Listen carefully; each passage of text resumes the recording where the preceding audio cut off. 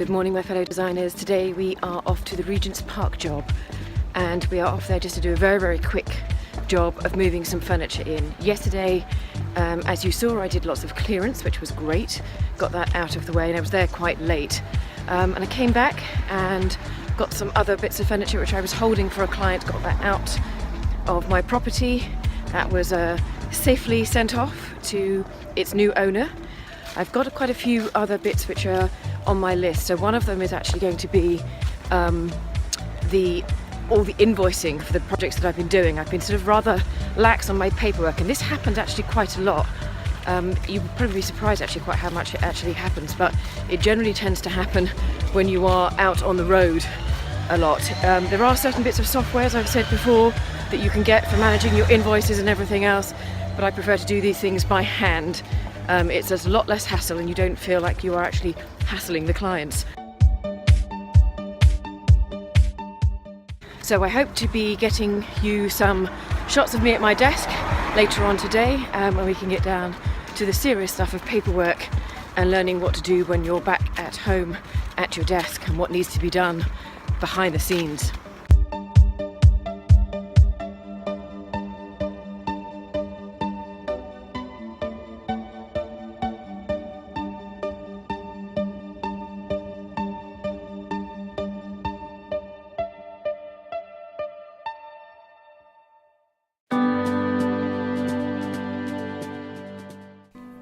So here we are, and welcome to my home. This is probably not the first time that some of you have seen my home, but there'll be a few of you that haven't seen my home before, and I'll give you a guided tour on another occasion. But for the moment I want to get down to my paperwork, which is strewn all over my desk, which you obviously can't see at the moment. There are different ways of actually keeping your filing and your paperwork intact. And for most clients, majority of clients really, I use a lever arch file, which is very much like this. So I use lever arch files because they can contain rather a lot, and I use obviously dividers, and each divider generally signifies a different aspect of the property. So it could be joinery is in one, tiling could be in another. If you've got a small room that you're dealing with, perhaps a couple of items, I might put one room under one section. So there are different ways of doing it. I wouldn't take this sort of this folder with me when I go out to different clients. That stays here. If I am going to take stuff on site with me, then generally I will use a plastic folder like this, and that comes with me. It keeps everything clean, neat, tidy, and all together from the rain, from the elements, in my bag. And I know exactly where it is, and I often actually put a label on the top so it actually has the name of the property with its full address on it. I don't need the name of the client on it, I know who it is, but to have the address, certainly to have the address to hand as well as the postcode, is very handy indeed.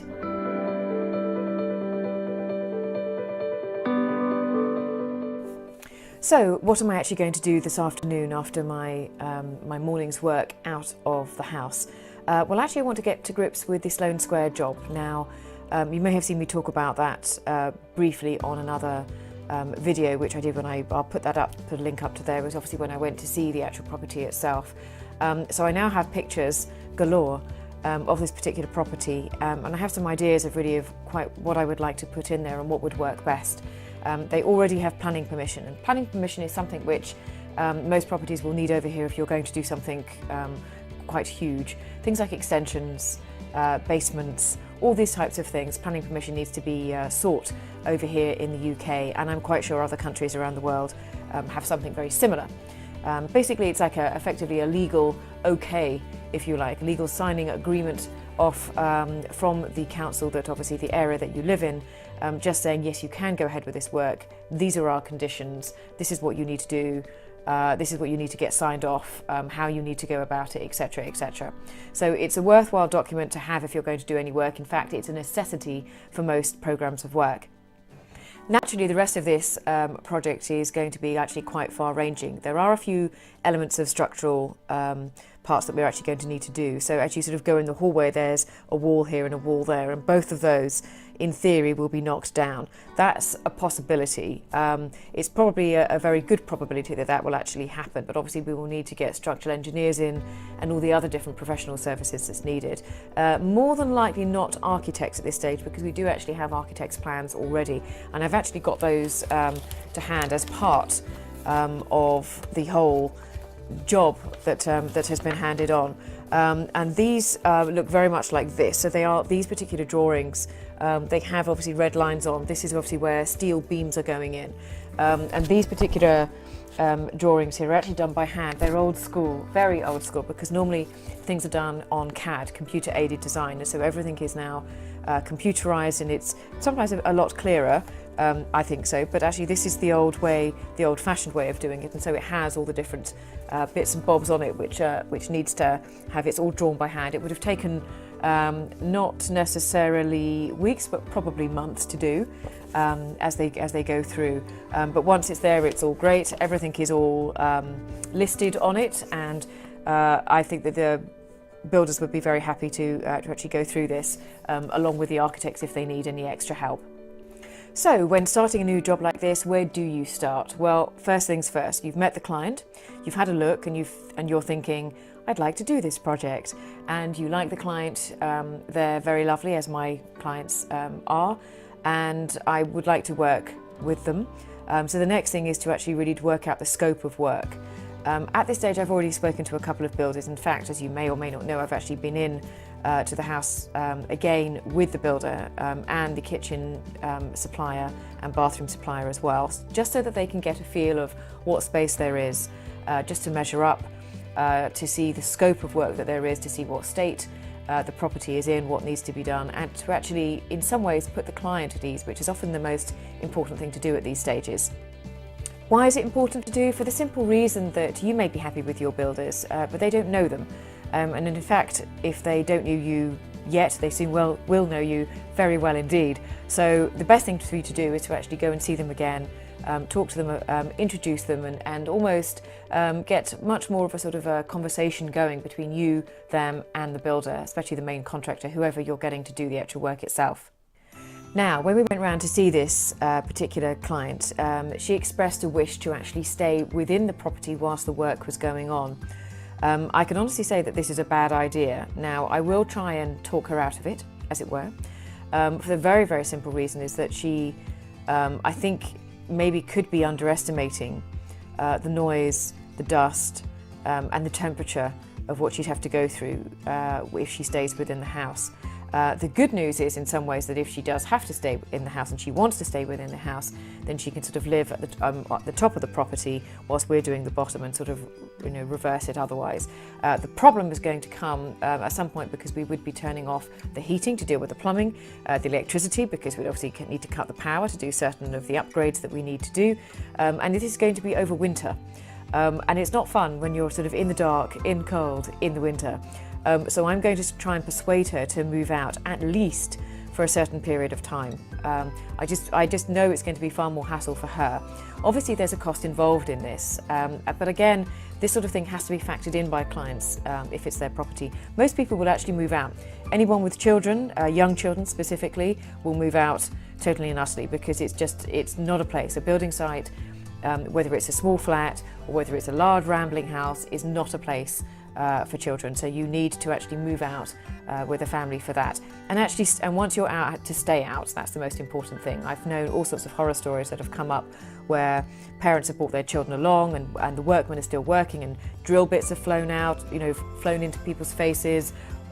People have gone through floorboards. People have almost been electrocuted. Different things have gone on because children have just gone in, and the parents are just looking at it saying, oh, isn't it wonderful? And their children go along and are just not being supervised whatsoever. Keep children out of building sites at all times. So after that little rant, on with the business of how we're going to put this whole thing together. So the first thing I did was actually, after I'd spoken to the builder and said, this is, what do you think? He said it's going to be a bit of a tough job, her staying in the house, and we spoke about that. I then made an appointment with my kitchen supplier, and I wanted to go in and speak to him about what the scope of work was and to really get some sort of plans down, because at this stage he's been in, he has his measurements, so he knows what he's can fit, what can't fit, knows where the plumbing is, etc., etc. And then I can go in and design it with him and say, this is what I want to do, this is what I've chosen, etc., etc. And we can put the entire thing together and then we can present that to the client. So as far as kitchens and bathrooms, I need to go in, I need to sit down and really we'll work through, as you do with any kitchen and bathroom design, and work through all the different bits and bobs, the soil pipes and all the different plumbing aspects, and choose all the different sanitary ware that needs to go in this particular bathroom and kitchen. At the same time, making those appointments and getting those things in the diary, and sometimes that you can actually work not just in the next couple of days ahead, but a week, 2 weeks, 3 weeks ahead. It's important to get things in the diary first and foremost. The next thing is actually putting something together for you and for the client to actually see exactly what things are going to cost and what your fees are. I know some interior designers who won't actually even make appointments or even think about doing any kind of design work whatsoever until they've actually got a client to sign on the dotted line. But I don't feel I've wasted any of my time or any of my money by calling up my kitchen and bathroom suppliers and my builders, talking over the project with them to see what the pitfalls are, what can be done, what can't be done, considering that they are going to be the people that are actually going to be supplying the workload. The design work I can do out of hours, late at night, 11 o'clock at night from my bed if I want to. It's not going to be that difficult for me to do that. And I work most weekends anyway, being the workaholic that I am. So it makes more sense for me to actually get them on board before I nail down any of the other things.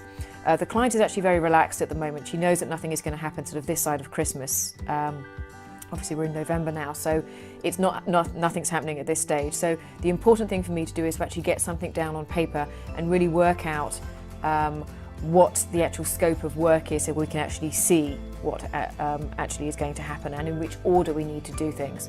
For that, I'm going to draw up a spreadsheet. A lot of people do these in different aspects, different software packages. I generally use Microsoft Excel. I've been using it for years. Yes, I'm that old. So I can actually work quite well with that, and I can just take things in and out, and everything is numbered. I'll show you a little bit about what I mean a bit later on, but that's the first thing that I'm going to do. And I'm actually going to do it room by room. Why am I going to do it room by room? For the very, very simple reason is that that's how clients' minds work.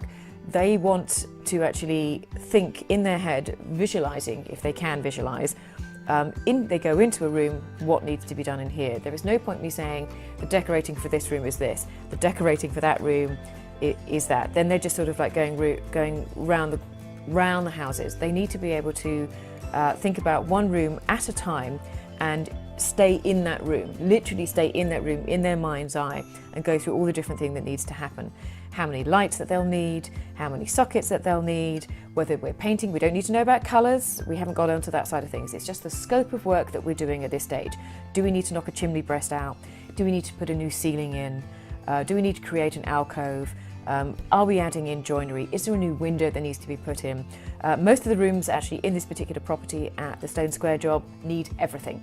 So I'm going to have to put down pretty much everything in a room by room, and I'm going to have to add to it, which is why Excel as a spreadsheet is very good, because you can just add row after row, number after number. We'll block it all out and we can take away, strike through, delete anything that we don't need. Plus they need to be sort of quite happy with you as a person. You're actually going to project manage this in the right way.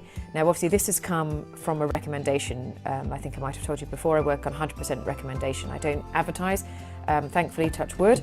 I've never needed to, but this is and it's a good way to go. But in this particular instance, I still need, you still need to have some kind of contract, if you like, with the clients to actually work through how you're going to do the project, what they need to think about, where you're going to start, and what the brief is, to see whether you've missed anything off. If they might have changed their mind, they might have said, you know, we were doing only 3 bathrooms, well, we actually have a 4th one, I'd like you to create another one. That's an extra scope of work for you to add on, and that needs to be detailed down. So the initial email and the initial spreadsheet basically covers everything that you can think of. It's a first look, it's an initial look at the actual scope of the project, do you want to add anything on? Sometimes I don't even talk to them about my figures at this stage. Sometimes I just say, look, this is what I've got down, this is what I've taken from our meeting. Can you just go through it, and if there's anything else you want me to add on? 9 times out of 10, they'll come back and they'll say, no, I think you've got everything, because anything else will be added on later.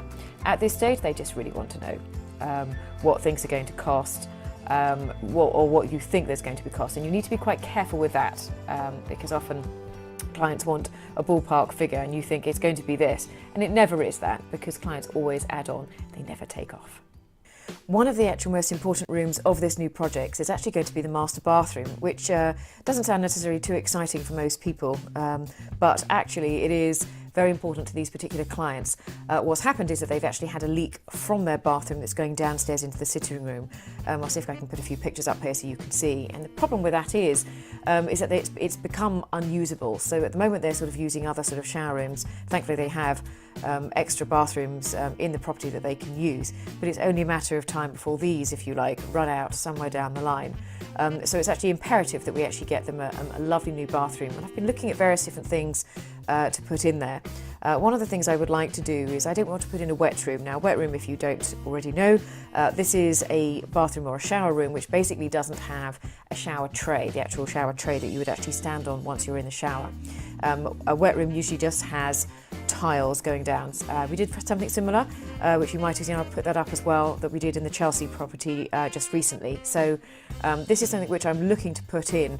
It could be that they're a little bit scared of actually putting in a wet room in there, which is perfectly understandable considering they've had damp problems and leakage problems in this particular property. So there is actually a sort of a, shall we say, a halfway house, and that is effectively putting in a slab of stone. It means that there is a tray underneath, so there is obviously all the drainage to be taken care of, but it means that it doesn't actually come across as we're just putting in tiles and there'd be grout as well. This is actually a slab of stone, one slab, no joins, and so the only thing that would be surrounding it would be the walls of tiles and a glass panel, because it is going to be a walk-in shower. This particular slab of stone comes in a white, a cream and a black, and as much as my bathroom designer and I would sort of much like to put maybe something black in and make it very sort of dark and foreboding and perhaps maybe ultra glamorous, I think white is going to be safer all round, particularly because of the tiles that I want to use and also the cabinetry which is going to be in the bathroom. Designing bathrooms is one of those really interesting things. It gets quite personal because it is obviously a very personal room, much like the rest of the house, you could say. But people know what they want and they know their own, shall we say, routines that they have of a morning or an evening, and so they know what they will need. They also know whether they will need lots of space for shampoo bottles, etc., for loofahs and sponges, or whether they go for the very minimalistic approach that you see in lots of the magazines. You know, there's just a plant and a girl with long silky hair, just sort of half undressed, sort of laughing into the shower, which I know sounds a rather bizarre thing, and obviously it is a rather bizarre thing because we all know that's not how real life is. So I'm going to attempt to put in something, a little bit of colour, not on the ground. I'm actually going to add this into the tiles, and I'm hoping, if at all possible, to use a particular set of tiles from Fired Earth, which I've used previously before. In fact, I used some of it for the Chelsea job. I can also put that up as well. And the one that I've actually chosen, I have in mind, is Indian Ocean. An Indian Ocean is a glass tile, so it's sort of got hexagons, and it's a fantastic sort of colour. It's sort of a very sort of pale aqua and a very sort of pale mint green. And as I said, it's glass. It gives a very beautiful effect. So I'm hoping to use that around the sort of surrounding walls, and then I will do something quite different. Perhaps maybe a white tile, a plain white tile. This is honed. It's not gloss. And it's also not raised, so they'd have to obviously have a very smooth tile in there. Whether I will put this on the rest of the walls and the flooring, whether I shall make everything match, we shall see.